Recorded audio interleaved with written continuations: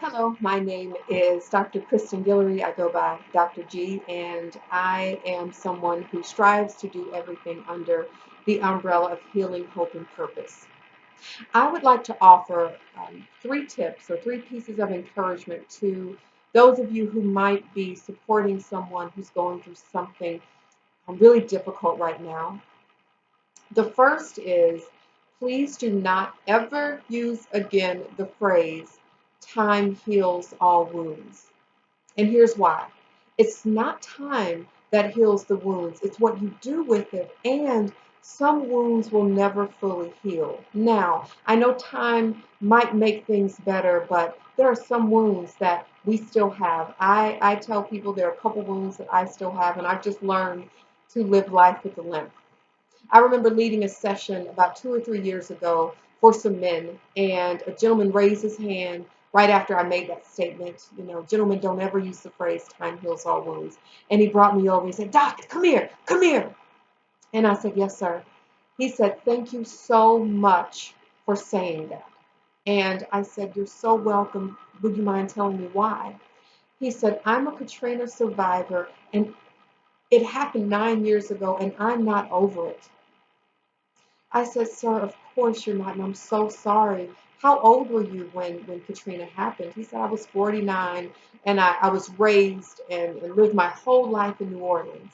So what that means is in a matter of moments, his life of 49 years was erased. So of course he's not over it. He said, I thought I was crazy. My fiance thought I was crazy. I am better than where I was. I've gone to counseling, but I'm not over it. The second thing to be mindful of doing and saying is, oh, I know exactly how you feel. So if you have a friend or loved one or colleague who maybe was laid off or maybe had a family member or a friend who passed away and you say, oh, I know exactly how you feel, and you start comparing yourself to them, please don't do that. Although you have a similar experience, no one's pain is exactly the same. So you can say, I can only imagine what you're going through. I can relate to you in some cases, but I'm so sorry.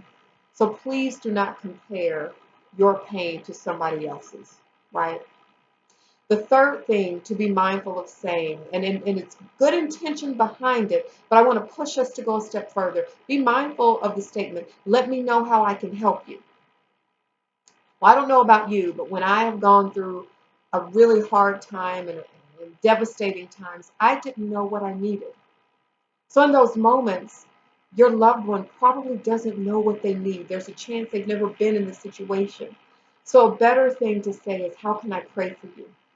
Can I bring you something to eat? Can I take you to run some errands?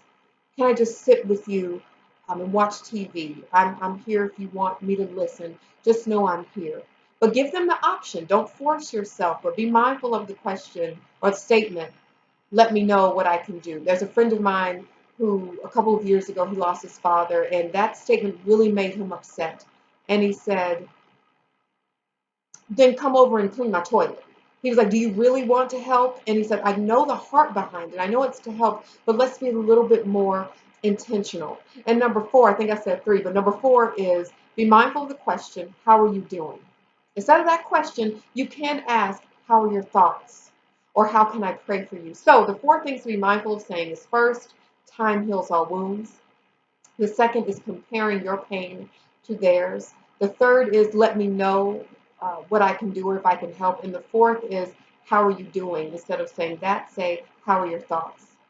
And if this is you, if you are going through something really hard right now, I am so sorry for the pain and what you are experiencing. And I do hope and pray that you are not doing life alone, that you are seeking help and even seeking counseling.